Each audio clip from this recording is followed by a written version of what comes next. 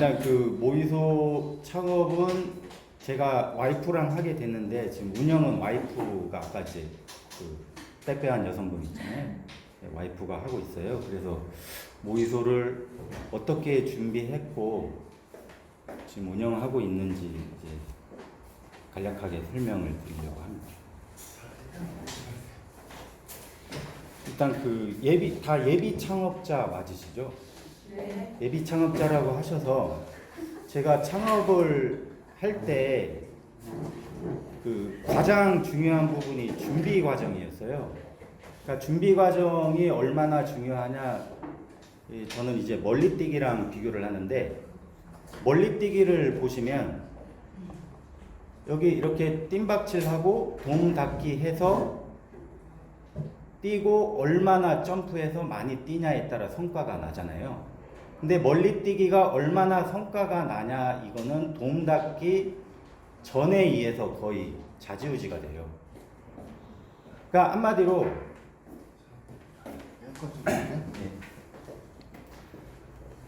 돔 닫기 뛰고 할 수 있는 행위는 팔다리 젓는 것 뿐이에요.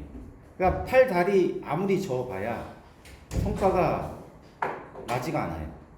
그러니까 성과로 거의 일어나지가 않아요. 그러니까 멀리뛰기를 얼마나 성과가 나냐, 여기 돔 닫기 전 이 준비 과정을 어떻게 하냐에 따라 대부분 성패가 나는데, 저희 그 창업 소상공인 창업해서 성공하시는 분들이 뭐 3년 이에 폐업률이 거의 뭐 80%에 육박하다고 말씀을 하잖아요. 뭐 언론이나 뭐 다른 데서. 근데 이제 그 폐업이 그렇게 80%가 넘는 거는 거의 여기 준비 과정을 잘 안 하셔서 그런 거예요. 그냥 남들이 잘하니까 따라서 해보자. 뭐 아니면 프랜차이즈 뭐가 TV 광고에 뭐 잘 된다고 나니까 그냥 하자. 그걸로는 거의 성공하기가 힘들다고. 뭐 어떤 거를 하든 이제 준비 과정이 돼야 된다, 이렇게 말씀을 드리는 거고요. 그래서 모이소 창업을 어떻게 준비를 했냐, 그걸 설명을 드릴 건데, 모이소 와보셔서 아시겠지만 좁은 골목가에 주택가 밀집에 이렇게 가건물이 하나 있었어요. 그러니까 이 가건물이 뭐 중고 자판기 판매도 하고 뭐 음료수도 이렇게 유통하는 거였는데, 이거 있을 때는 이 지역의 뭐 인근의 주민들 얘기는 겨울에는 개미새끼 한 마리 안 돌아다닌다. 그러니까 매장을 창업하기는 상당하게 열악한 구조였고요. 그러면 이런 개미새끼 하나 안 지나다니지 않는 골목에 뭘 창업해 해서 이제 일단 주변 환경을 조사를 했어요. 주변 환경을 조사해 보니까 거의 뭐 이런 중국인 대상의 토산품점, 뭐 남대문 중고마켓 해가지고 뭐 이것도 거의 이제 중국인 위주의 쇼핑 센터들이 많이 있었고요. 그래서 이제 결과론적으로 보니까 거의 중국인 대상이나 아니면 40, 50대 대상의 식당, 뭐 카페 이런 게 있었고, 그리고 이제 뭐 신라면세점이나 롯데면세점 같은 대규모 쇼핑센터도 인근에 있었는데, 종합적으로 제가 결론을 내보니까 연동은 상권은 발달됐는데, 그리고 쇼핑하기도 여러 가지 매장들이, 다양한 아이템의 매장들이 있었는데 너무 비싸거나 올드하고 특이성도 없고 감동도 없다. 저는 이렇게 느꼈어요. 그래서 왜 20대 감성의 젊은 여성의 타겟하는 좀 참신한 그런 쇼핑센터가 없냐, 이렇게 고민을 했고요. 20대를 끌어올 만한 아이템이 필요하면 고관여 전략이 필요했어요. 그러니까 고관여, 저관여 전략이 뭐냐면 관여도라는 건데, 그러니까 관여도는 얼마나 그 고객이 어떠한 이제 매장에 갈 때 얼마나 고민을 많이 하냐. 그러니까 고민이 뭐 주변 지인한테 물어볼 수도 있고 아니면 인터넷에 서칭할 수도 있고, 그러니까 많이 고민을 하는 데가 고관여, 고민을 덜 하는 데가 저관여. 그러니까 한마디로 말씀드리면 같은 남성이어도 동성, 자기 그냥 친한 동성의 남자친구랑 밥 먹으러 갈 때는 고민을 덜 하거든요. 그냥 인근에 순댓국집 가거나 김밥 천국집 가거나. 근데 좋아하는 여자랑 데이트할 때는 엄청 고민을 많이 해요. 그러니까 동일한 남성이어도 자기 동성 친구랑 가는 업종은 저관여 업종이라고 볼 수 있고, 여자친구랑 데이트하는 코스, 그런 맛집은 고관여 업종이라고 볼 수 있어요. 그래서 이 좁은 골목에서 사람들이 깊게 고민을 하고 찾아오는 고관여 전략이 있어야 저는 승부를 나겠구나, 이렇게 생각을 했어요. 그래서 고관여 전략이 어떤 데가 있냐 이렇게 고민을 하기 전에, 이 모의소가 있는 데는 꼭 고민을 많이 해서야만 올 수 있는 이런 고관여 상권이 있어야 되는 데고요. 근데 인근에는 유동인구도 많고 대규모 쇼핑센터도 많아서 그걸로 연관돼서 사람들이 많이 있는 저관여 전략이 있어요. 그래서 이 고관여 전략에 뭔가 업종이 있으면 이 저관여 상권에 많은 유동인구도 끌어올 수 있구나, 처음에는 이렇게 생각을 했어요. 그래서 육지에 그 고관여 업종 아이템이나 매장들 많이 이제 돌아다녔는데요. 제가 이제 벤치마킹으로 좀 많이 돌아다닌 데가 중에 하나가 이제 삼청동. 삼청동에 가보니까 이런 카페랑 뭐 여러 가지 소품, 뭐 자파 이런 거 같이 이제 판매하는 이런 뭐 20대들도 많이 좋아하는 이런 데도 많이 있었고요. 그리고 여기서 봤을 때 뭐 20대들이 어떤 아이템을 좋아하는지, 그리고 어떻게 진열하는지 이런 거를 많이 돌아다니면서 참조를 하려고 했어요. 그리고 뭐 외관 인테리어나 뭐 간판 이런 것도 유심히 많이 봤고요. 뭐 아이템이나 이런 진열 방식들, 그리고 이런 POP 이런 거, 손글씨로 쓴 POP, 행사, 이벤트 이런 거를 많이 돌아다니면서 참조를 했어요.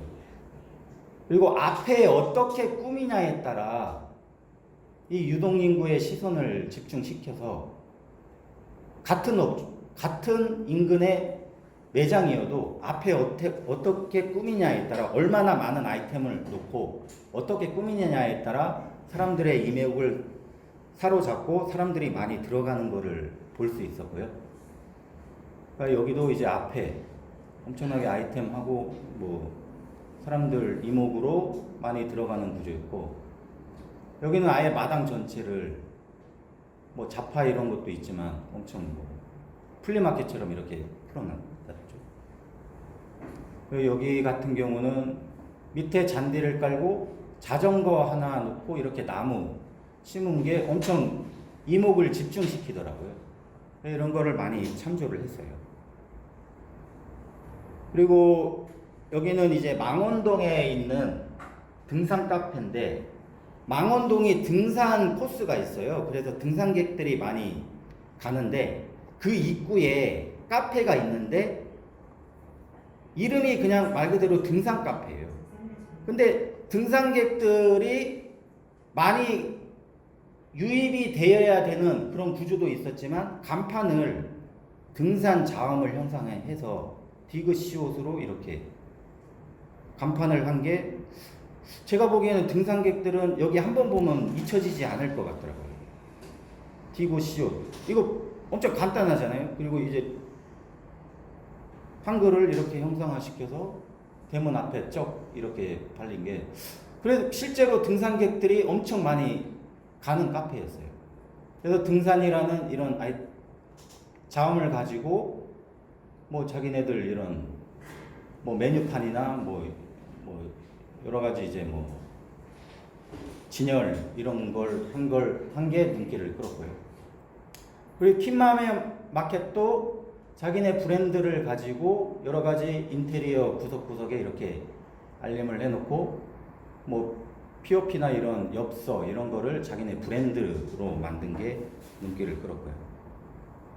길종상가 같은 경우는 조금 도형화적이고 시각적인 이런 진열장들이 많이 참조가 됐어요. 조금 어디서나 볼 수 없는 이런 진열장, 이게 이것도 이런 것도 차별화가 되는구나 생각을 했고요.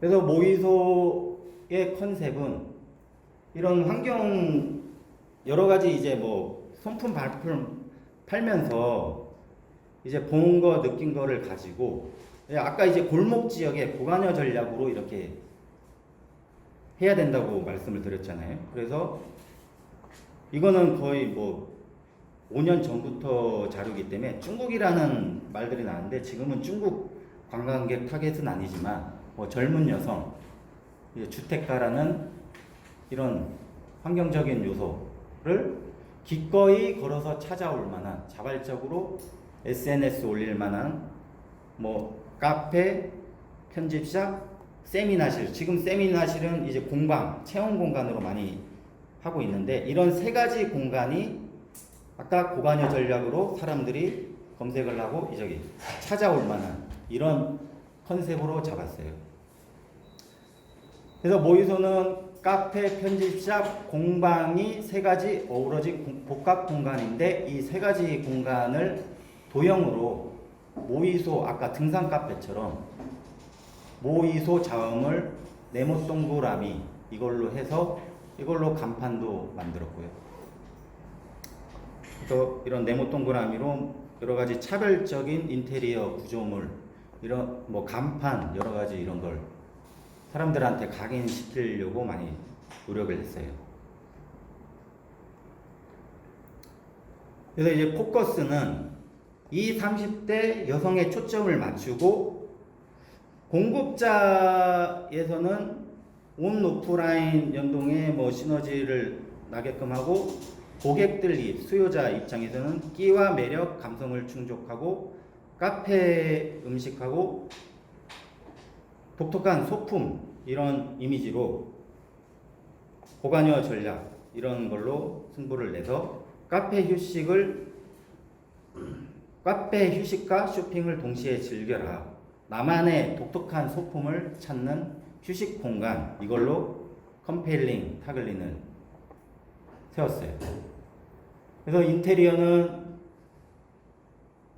환경조사 단계에서 이제 여러 가지 뭐 삼청동 이런 외부 인테리어를 많이 참조를 해서 아까 모이소 가보셨겠지만 여기는 유동인구는 없지만 그래도 외관 정면은 포인트를 줘야겠다 해서 밑에도 똑같이 장디를 심으려고 했고요. 그래서 공사 처음 단계부터 여기는 흙으로 덮었어요. 잔디를 심으려고. 그리고 뭐 여러 가지 이제 뭐 참조한 거를 그대로 적용하려고 많이 노력을 했고요. 그리고 뭐 1층에서 2층으로 사람들이 올라가기 위해서는 2층 계단을 임팩트를 줘야겠다 해서 타일을 여기저기 알아봤어요. 뭐 이거는 인터넷 자료로 가지고 사진을 캡처를 한 건데 이런 타일이 어떨까 해서 실제로 논현동 윤현재 타일 가게에 보니까 비슷한 타일이 있더라고요. 실제 본 거를 육지서 또 갖고 와서 여기 타일을 공사를 해서 지금은 이 타일로 지금 계단이 돼 있는 거고요.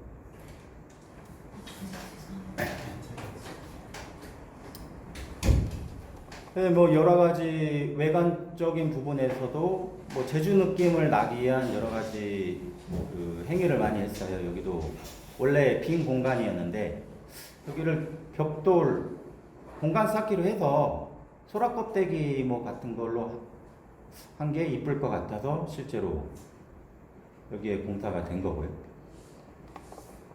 뭐 이렇게 인테리어를 해서 지금은 예전에는 이런 가건물이 이런 4층의 복합 문화 공간으로 이제 바뀌었습니다.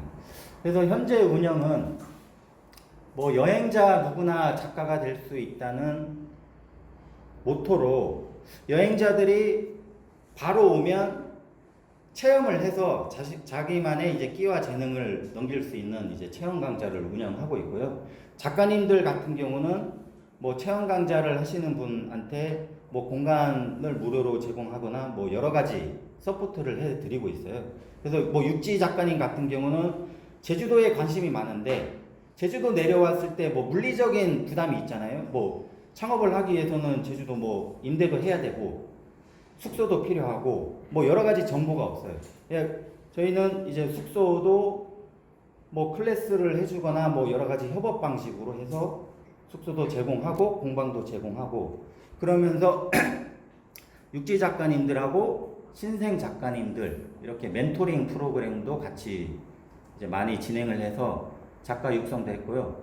여기 작가님 같은 경우는 처음에 그냥 그 카페 알바만 하셨던 분인데 어떻게 알고 와서 이런 과정을 통해서 지금 전문 작가님으로 활동해서 뭐 병원이나 뭐 여러 가지 교육센터에서 뭐 100여 명의 대상의 클래스도 많이 나가시고 조천에 자기 2층 집이 돌담 2층 집이 있는데 거기 1층을 다 공방으로 지금 만드셔서 창업을 하셨어요. 그래서 뭐 소품샵도 있고 고객 커뮤니티를 하려는 여러 가지 다양한 활동들, 아까 이제 멘토링 같은 작가 활동, 뭐 이런 여러 가지 프로젝트를 많이 했고요. 그 청년 작가 육성, 다문화 가족 플리마켓, 작가 멘토링 교육 여러 가지 활동을 함으로써 기존에 없는 새롭고 다양한 콘텐츠 개발을 많이 시도를 하고 있어요.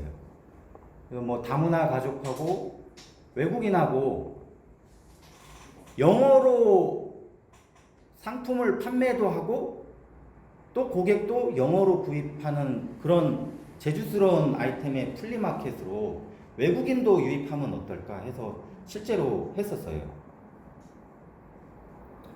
청년들하고 이렇게 뭐 다양한 시도, 뭐 기존 아이템의 액세서리 거치대가 필요한 고객이 있으니까 그러면 캐리커처로 고객의 얼굴을 그려서 액세서리 그 거치대를 만들어 볼까, 뭐 여러 가지 그런 다양한 역할자들과 재능을 살려서 콘텐츠 개발을 시도를 했고요. 그래서 이거는 육지에 있는 그 젊은 스냅 작가들 아니면 사진을 좋아하는 뭐 어떤 이제 젊은 사람들하고 제주도 돌아다니면서 제주 속 그 사진 찍는 투어도 하고 그러면 투어를 하는데 그 사람들이 숙박이 필요하잖아요. 그러면 제가 레지던스 공간을 내줄게. 그러면 투어하면서 제 제품을 그 여행지 특성에 맞는 제품을 사진을 좀 찍어봐 해서 이 귤기돌이 이 제품을 찍었어요. 근데 이게 대박이 나서 거의 뭐 작년 말 같은 경우 한 달에 이 제품 하나로 온라인에서만 3천만 원 넘게 팔았고요. 그래서 같은 제품이어도 이런 다양한 역할자 아니면 뭐 어떤 이제 영상이나 사진을 통해서 아 이렇게 제품이 히트를 칠 수도 있는구나 이런 걸 많이 느꼈고요. 그래서 모이소 현재는 뭐 3,000가지 다양한 핸드메이드 소품도 있고 뭐 온 오프라인도 있고 뭐 다양한 아까 말씀드린 작가들의 그 창작성을 가지고 소비자는 끼와 재능을 살릴 수 있는 클래스가 한 공간에서 이루어질 수 있는 공간, 이런 컨셉으로 운영하고 있습니다. 그래서 이제 마무리로 예비 창업자분들이라고 하셔서 예비 창업자분들한테 하고 싶은 말은 뭐 여기도 저보다 더 재능도 많이 있으신 분도 있으실 거고 다양한 경험 있으실 분도 있을 건데 뭐 예비 창업자분들이니까 어떤 장사가 잘 될까? 어떤 제품이 잘 팔릴까? 이거를 알려줄 수 있는 사람은 아무도 없어요. 이걸 알리면, 이걸 아는 사람이면 그거 신이지 인간이 아니죠. 근데 그거는 말씀드릴 수 있을 것 같아요. 이제 3가지 사항인데요. 첫 번째는 고객이에요, 고객. 고객이 뭘 원하는지 그거는 먼저 아셔야 돼요. 본인이 창업을 할 때 자기가 구상하는 제품이 누가 원하는지. 그러니까 예를 들어서 제가 이제 핸드메이드 소품을 운영을 하고 있는데 이 고객 타깃을 노인정에 계신 할머니들, 할아버지를 대상으로 하면 엉뚱하잖아요. 그러니까 같은 것도 이제 헬스장 제품도 뭐 반대로 노인정 할머니들, 할아버지 대상으로 구상을 하면 이제 초반부터 고객 타겟 전략이 잘못됐다는 거예요. 그래서 내 아이템이 누구를 타겟으로 할까? 그거를 먼저 고민을 하셔야 되고요. 두 번째는 가격 경쟁력이에요. 그러니까 가격 경쟁력은 한마디로 말씀드리면 규모의 경제예요. 그러니까 내가 10개 팔 수 있는데 누군가 1000개, 10,000개를 팔 수 있다면 그 10,000개, 1000개 팔 수 있는 사람보다 가격 경쟁력이 떨어져요. 왜냐면 같은 물건을 공장에 생산해도 공장의 애목표라는 게 있잖아요. 최소 생산 수량. 그러니까 10개를 생산하는 것보다 10,000개를 생산하는 게 더 가격이 낮는 거고 10,000개보단 당연히 10만 개가 더 원가가 낮는 거예요. 그러니까 내가 구상하는 아이템이 가격 경쟁이 치열한 상품이다. 뭐 예를 들어서 다이소랑 똑같은 제품이다. 그러면 다이소보단 더 가격 경쟁력을 있을 그런 뭐 규모가 있으셔야 돼요. 그러면 그런 가격 경쟁력으로 경쟁을 하는 업종이 아니다. 그러면은 세 번째는 소급 포인트예요. 소금 포인트는 한마디로 콘텐츠예요. 아까도 이제 동일한 제품이어도 귤귀돌인데 사진을 통해서 제품이 터졌다고 그랬잖아요. 그러니까 같은 제품이어도 어떤 걸 연결할지를 많은 시장을 통해서 나만이 할 수 있는 역량을 녹여서 핵심 가치로 고객들한테 다가가야 될 것 같아요. 그래서 같은 핸드메이드 제품이어도 모예소에는 잘 팔리는데 시장에는 잘 안 팔릴 수도 있는 거잖아요. 같은 루비통 제품, 루비통 백이 하나에 300만 원인데 그거를 시장에 300만 원 놓으면 안 팔려요.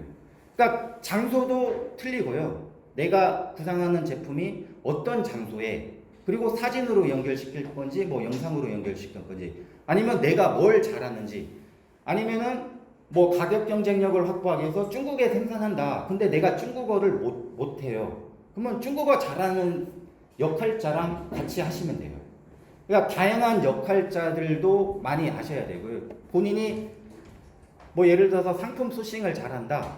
그러면 근데 홍보 마케팅을 못해. 그러면 홍보 마케팅을 잘하는 다양한 사람들과 연결을 해야 되고 또 소통을 해서 나만의 콘텐츠 그거를 만드는데 중점을 두다 보면 그게 준비 과정에서 돼야겠죠. 예, 장사를 시작하면 아까 말씀드린 것처럼 시간과 비용 같은 게 한계가 있어서 이런 거를 할 수가 없어요. 그래서 준비 과정에서 이런 콘텐츠에 대해서 내가 하는 업종이 콘텐츠 중심의 이런 가격 경쟁이 아니라 소비자한테 콘텐츠 중심에 이제 알리는 거다. 그러면 이런 콘텐츠 소급 포인트를 하시기 전에 미리 준비를 하셔야 될 것 같아요. 네, 이상입니다. 그래서 다양한 역할자들이 함께 만들면 앞으로 시대는 그거거든요. 내가 물건 잘 만든다고, 물건 잘 팔린다고 잘 팔리는 세상이 아니에요. 그러니까 유통의 격언이 있어요. 좋은 제품이 잘 팔리는 게 아니라 잘 팔리는 제품이 좋은 제품이다. 그럼 잘 팔리는 제품을 어떻게 할 거냐? 그러니까 다양한 역할자들과 같이 고민을 하셔야 돼요. 사진을 잘 찍으신 분, 영상을 잘 찍으신 분하고 연결을 할 수 있고, 뭐 이제 공급자다 그러면 다양한 또 판매자들을 하고 어떻게 내 제품을 그 판매 적시 제소에 POP나 진열을 어떻게 예쁘게 해서 판매할 건지 그것도 판매자한테 알려야 되고요. 그러니까 판매자한테 물건만 띡해서 판매를 하는 것보다 이 제품은 어떤 제품이니까 진열은 어떻게 하고 POP는 어떻게 하고 그리고 이 컨셉은 어떻게 하니 아니면 뭐 자기만의 할 수 있는 노하우를 해서 진열을 해달라고 하시는 게 훨씬 내 제품이 잘 팔리는 포인트가 될 수 있다는 그런 말씀을 드리고 싶습니다. 이상입니다.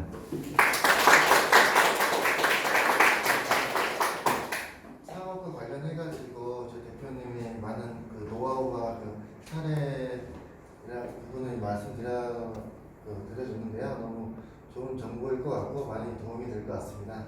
다시 한번 박수 부탁드립니다. 혹시 질문 있으시면 시간이 남았네. 네. 처음부터 복합 문화 공간이라는 컨셉으로 기획을 하신 건가요? 아니면 이제 하시면서 그런 요소들이 이제 추가가 된 건가요? 다양한 과정이 있었어요. 원래 2층이 그 매장이 아니었어요. 근데 건축법이 바뀌면서 어쩔 수 없이 숙소였는데 매장으로 바꿀 수 없는 그런 것 때문에 이렇게 이런 매장을 어떻게 이런 골목 지역이나 한계를 어떻게 좀 사람들한테 알려서 하다 보니까 이런 복합문화 컨셉이 육지에 많이 있더라고요. 그래서 아까 이제 그 고관여 전략 있잖아요. 복합문화 공간이 고관여 전략에 맞았어요. 그래서 창업 전에 이런 복합문화 공간에 대해서 미리 생각을 했었어요. 그러면 주로 원데이 클래스 같은 거 운영하시는데 네. 주로 관광객분들이 참여하시는 거예요? 아니면 도민은 어린이 관련된 클래스 위주로 많이 있고요. 근데 그 이외에 어린이 위주에 말고 다른 타겟의 고객은 다 여행자. 당일 예약. 당일 예약도 예. 그래서 저희가 예약제로 받을 수 있는 데 한계가 있어서, 왜냐면 바로 원하는 고객이 많다고. 그러니까 저희가 뭐 공간을 드리는 대신 상주를 해달라. 왜냐면 언제 누구나 여행자들이 와도 클래스를 할 수 있는 그런 컨셉으로 이제 하루에 하나씩, 요일에 하나씩 해서 다른 클래스로 매주 다른 클래스 하는 고객한테 할 수 있는 그런 걸로 했었어요. 근데 코로나 때문에 잠시 휴정이긴 해요. 그래서 공방 하시는 분들도 뭐 공간이나 여러 가지 이제 준비해야 될 게 엄청 많거든요. 그리고 그 체험 강좌 하나로 하기는 예약이 들쑥날쑥하기 때문에 그거 하나로는 생업하기가 힘들더라고요. 근데 작가님은 하루에 여기 하고 저희는 다양한 클래스가 몰려 있으니까 예약률이 공방 하시는 분보다는 상당히 높고, 그리고 저희 같은 경우는 이제 고객 예약 시스템이 전화로 받지 않고 다 이제 카카오 플러스 같은 시스템으로 해서 여러 명이 응대를 하고 있어요. 바로바로 응대를 할 수 있게. 왜냐면 전화로 하면 클래스 중에는 응대를 못 하잖아요. 그 매출 비중이 그런 판매 매출하고 그런 프로그램 운영하는 매출하고 상품 판매하고요. 네. 공방에서 일어나는 판매 수익은 다 작가님한테 100% 돌아가요. 네, 고객님이 직접 작가님한테 지불을 하기 때문에 저희는 그거를 관여를 안 하기 때문에 매출이 얼마 정도 되는지는 어림 잡아서는 아는데 정확히 얼마인지는 저희 뭐 포스에 등록된 거는 없어요. 다른 질문.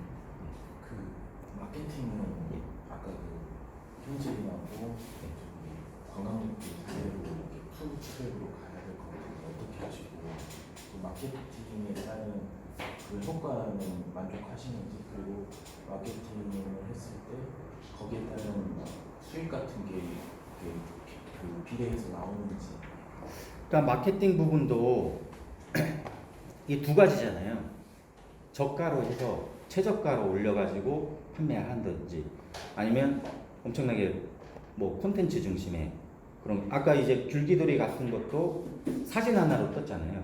그러니까 저희 같은 경우는 뭐 최저가, 뭐 다이소나 이마트처럼 가격 최저가 시스템으로 이렇게 많이 노출하는 게 아니라 이 제품을 어떻게 가치 있게 알리는지 그거에 대해서 많이 알리는 그건. 그러니까 저희 뭐 네이버 카페도 직접 운영하고요. 네이버 카페에 뭐 동서남북 이런 공방 소개, 뭐 여행지 소개 이런 걸로 해서 여행지 검색해서 들어오신 분들이 또 체험 강좌로 이어지고, 이런 거를 엄청, 뭐 유튜버 같은 것도 300개 정도 영상을 직접 만들어서, 그러니까 같은 영상이어도 이런 콘텐츠 중심의 영상은 그냥 콘텐츠가 없는 영상보다는 뭐 100배, 1000배 영상 엄청나잖아요. 어떤 거는 뭐 10만 회 조회수가 나요. 그럼 그 유튜브나 이 네이버 카페나 이런 것들에서 유입되는 그 효과가 큰가요? 크죠. 이거랑 똑같아요. 오프라인 매장. 콘텐츠. 온라인으로 그렇게 하셔도 또 다른 분들이랑 같이 그러니까 이거를 준비를 안 하시면 이런 콘텐츠 홍보에 대해서도 콘텐츠를 어떻게 개발할지 어떤 틀을 이용할지 준비를 안 하시면 대행사를 이용하실 수밖에 없어요. 근데 대행사를 이용하면 그러니까 사장이 모르는 상태에서 내 자신의 이런 콘텐츠가 어떤 게 알릴 건지 모르는 상태에서 얘기하면 효율성이 떨어질 수밖에 없죠. 그러니까 알고 대행사를 맡기시면 저희의 제품은 어떤 콘텐츠가 소비자한테 인지를 하니까 이런 쪽으로 해주라. 그리고 수익 타당성을 분석할 수 있어요. 내가 알면. 저는 그런 거를 알거든요. 영상의 조회수가 몇 회 나면 얼마 정도 유입되고, 그러니까 그 유입된 고객이 얼마 구매를 해서 수익이 몇 프로 이제 그 손익표에서 때리면 홍보비 대비 수익이 높아야 되는 거잖아요. 근데 그거 모르는 상태에서 무조건 그냥 맡기게 되면 그게 안 되는 거예요. 그러니까 미리 그거를 아셔야 돼요. 준비 과정에. 그럼 콘텐츠 제작해서 진짜 파시면서 아니면 아까 대행하는 업체를 저희는 대행사를 가능하면 안 하려고 그래요. 예를 들어서 뭐 쿠폰 업체가 왔는데 쿠폰 이용객이 쿠폰 그 앱 이용객이 뭐 몇십만 명, 뭐 1위 했을 때 조회수 뭐 그런 얘기는 안 했는데 막 그 1위 한 것만 보여줘요. 근데 그럼 1위를 하면 조회수가 얼마 나오냐? 그러니까 얘를 보여주더라고요. 그러면 전체 이 유입자 대비 이걸 보니까 그러면 여기가 우리가 나왔을 때 아까 수익성 타산성을 비교를 해보니까 수익보단 거기 쿠폰업체 주는 비용이 더 드는 거예요. 근데 이거를 아니까 저는 얘기를 할 수 있잖아요. 창업하시기 전부터 이렇게 하실 거다라고 예상하고 들어가시고 아니면 하다가 이렇게 부딪히고 제가 창업 준비 과정에서는 이런 아이템을 위주로 이렇게 블로그를 운영 안 했지만 건축을 하면서 블로그를 운영해서 파워블로거가 됐어요. 그 건축 과정을 그냥 소개합니다. 블로그를 하면서 내가 기록하잖아요. 거의 하루도 빠짐없이 거의 500개 게시물을 올렸거든요. 그때 많이 배운 것 같아요. 그 마케팅하는 블로그. 그러니까 블로그가 어떻게 보면 마케팅의 베이스 캠프라고 할 수 있어요. 그러니까 유튜브는 그냥 영상에 초점만 맞춘 거고 인스타는 사진만 초점, 블로그는 다 들어가요. 전체적인 이제 온라인 마케팅에 대해서 전반적으로 이해할 수 있는 베이스 캠프다 보니까 저는 블로그에 진짜 한 개 게시물 올리는데 10시간 정도 투자한 적. 근데 블로그가 해킹 당해서 없어졌긴 했지만, 진짜 그때 창업, 마케팅 생일 그 블로그 하시면서 그러니까 500개 게시물을 했으니까 한 개 게시물을 하루에 올려도 거의 1년 반을 소진한 거잖아요. 근데 저는 회사 다닐 때부터 했어요. 미리 그렇게 씨앗을 풀어놓으신 그러니까 창업해서 한 게 아니라 그 전에 블로그를 많이 했어요. 다른 질문? 그래서 뭐 다양한 역할자가 연결을 통해서 같은 제품이어도 그 가치가 올라간다고 말씀드렸는데, 뭐 여기서 또 재능 있으신 분들이 뭐 저가 가진 역량으로 가지고 연결하고 싶다 그러면 연락을 주시면 될 것 같아요. 뭐 저희도 이제 공방 체험 작가님들하고 많이 연결을 하고, 다양한 크리에이터, 아까 이제 뭐 사진도 있고 영상도 있고 하시는 젊으신 분들도 있고, 지금 또 상주하시고 계시는 분도 있어요. 그래서 그런 게 또 뭐 연결을 하고 싶다 그러면 연락을 주시면 될 것 같습니다.